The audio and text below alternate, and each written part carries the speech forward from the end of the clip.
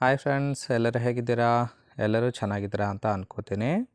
So ಇವತ್ತಿನ profile ನೋಡೋದಕ್ಕಿಂತ ಮುಂಚೆ ಯಾರೆಲ್ಲ ಚಾನಲ್ಗೆ ಹೊಸ್ದಾಗಿ ಬಂದಿದ್ದೀರಿ ಪಟ ಅಂತ ಸಬ್ಸ್ಕ್ರೈಬ್ ಮಾಡ್ಕೊಳ್ಳಿ. ಸೊ ಪ್ರೊಫೈಲ್ ನೋಡೋದಾದರೆ ಇವರ ಹೆಸರು ಭಾನುಮತಿ ಅಂತೇಳ್ಬಿಟ್ಟು, ವಯಸ್ಸು 35 ವರ್ಷ ಕಂಪ್ಲೀಟ್ ಆಗಿದೆ. ಊರು ಬೆಂಗಳೂರು ಭಾಗದವರು.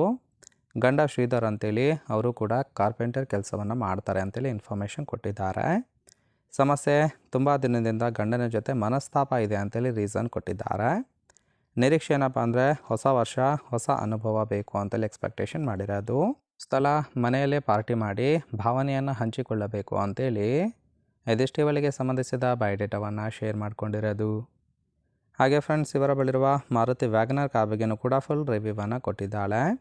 ಇದರ ಡೀಟೇಲ್ಸು ಕೊನೆಯಲ್ಲಿ ಕೊಡ್ತೀನಿ, ಹಾಗಾಗಿ ಎಲ್ಲಿಯೂ ಕೂಡ ಸ್ಕಿಪ್ ಮಾಡದೆ ಕೊನೆ ತನಕ ನೋಡಿ. ಹಾಗೆ ಗಂಡ ದುಡ್ಡಿನ ಹಿಂದೆ ಬಿದ್ದು ನನ್ನನ್ನು ಮರೆತು ಬಿಟ್ಟಿದ್ದಾನೆ ಅಂತೇಳಿ ಆ ಒಂದು ವಿಚಾರದ ಬಗ್ಗೆ ಕೆಲವೊಂದು ಡೀಟೇಲ್ಸನ್ನು ಕೊಟ್ಟಿರೋದು. ಸೊ ಫಸ್ಟ್ ಒನ್ನು, ಗಂಡ ಒಂದು ಮನೆ ಇಂಟೀರಿಯರ್ ವರ್ಕ್ ಮಾಡಿದ್ರೆ 5-6 ಲಕ್ಷ ರೂಪಾಯಿ ದುಡಿಮೆ ಮಾಡ್ತಾನೆ. ಸೊ ಖರ್ಚೆಲ್ಲ ಕಳೆದುಬಿಟ್ಟು ಸೊ ಅವರ ಜೊತೆ 15 ಜನ ವರ್ಕರ್ಸ್ ಕೂಡ ಕೆಲಸ ಮಾಡ್ತಾಯಿದ್ದಾರೆ. ಸೊ ದುಡ್ಡು ಬರುತ್ತೆ ಅನ್ನೋ ಒಂದೇ ಒಂದು ಕಾರಣಕ್ಕೆ ನನಗೆ ಇಂಪಾರ್ಟೆನ್ಸ್ ಕೊಡ್ತಾ ಇಲ್ಲ, ಹಾಗಾಗಿ ಸ್ವಲ್ಪ ಮನಸ್ತಾಪ ಇಬ್ಬರಲ್ಲೂ ಕೂಡ ಬಂದಿದೆ ಅಂತೇಳಿ ಎದಿಷ್ಟು ಮಾಹಿತಿಯನ್ನು ಕೊಟ್ಟಿದ್ದಾಳೆ.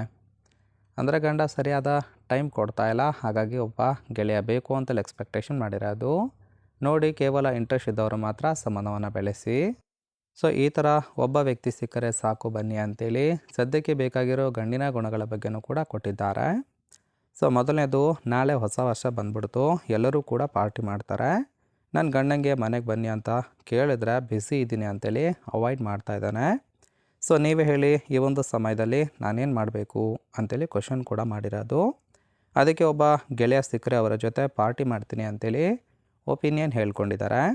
ಸೊ ಇಷ್ಟ ಇದ್ದರೆ ಒಂದು ಸಲ ಕೊಡ್ತೀನಿ, ಬೇಕಂದರೆ ಕಾಲ್ ಮಾಡಿ ಅಂತೇಳಿ ಇದಿಷ್ಟು ಈ ಥರದ ಒಬ್ಬ ವ್ಯಕ್ತಿ ಬೇಕು ಅಂತೇಳಿ ಎಕ್ಸ್ಪೆಕ್ಟೇಷನ್ ಮಾಡಿರೋದು. ಅಂದರೆ ಜಸ್ಟ್ ನ್ಯೂ ಇಯರ್ ಪಾರ್ಟಿ ಮಾಡೋದಕ್ಕೆ ಒಬ್ಬ ಗೆಳೆಯ ಬೇಕು ಅಂತೇಳಿ ಎಕ್ಸ್ಪೆಕ್ಟೇಷನ್ ಮಾಡಿರೋದು. ಸೊ ಇಷ್ಟ ಇದ್ದರೆ ಮಾತ್ರ ಎತ್ತಿ ಕೊಡೋದಾಗಿ ತಿಳಿಸಿದ್ದಾಳೆ. ಕೇವಲ ಇಂಟ್ರೆಸ್ಟ್ ಇದ್ದವರು ಮಾತ್ರ ಸಂಬಂಧವನ್ನು ಬೆಳೆಸಿ. ಫೈನಲು, ಇವರ ಬಳಿ ಇರುವ ಮಾರುತಿ ವ್ಯಾಗನರ್ ಕಾರ್ ಬಗ್ಗೆನೂ ಕೂಡ ಫುಲ್ ರಿವ್ಯೂವನ್ನು ಕೊಟ್ಟಿದ್ದಾಳೆ. ಈ ಒಂದು ಕಾರು ಪರ್ಸ್ನಲ್ ಯೂಸಿಗೆ ಅಂತೇಳಿ ತೆಕ್ಕೊಂಡಿರೋದು, ಮತ್ತು ಬೇರೆ ದೊಡ್ಡ ಕಾರು ಕೂಡ ಇದ್ದಾವೆ. ಸೊ ಅದ್ರ ಬಗ್ಗೆ ಇನ್ಫಾರ್ಮೇಷನ್ ಕೊಟ್ಟಿಲ್ಲ. ಸೊ ಈ ಒಂದು ಕಾರಿನ ಪ್ರೈಸ್ ಬಂದ್ಬಿಟ್ಟು 3,10,000 ಅಂತೇಳಿ ತಿಳಿಸಿದ್ದಾರೆ. ಅಂದರೆ ಸೆಕೆಂಡ್ ಹ್ಯಾಂಡಲ್ಲಿ ಡೈಲಿ ಯೂಸಿಗೆ ಅಂತೇಳಿ ಬೈ ಮಾಡ್ಕೊಂಡಿರೋದು. ಇನ್ನು ಓವರ್ ವ್ಯೂ ನೋಡೋದಾದರೆ ರಿಜಿಸ್ಟ್ರೇಷನ್ ಇಯರು ನವಂಬರ್ 2023 ಅಂತೇಳಿ ತಿಳಿಸಿದ್ದಾರೆ.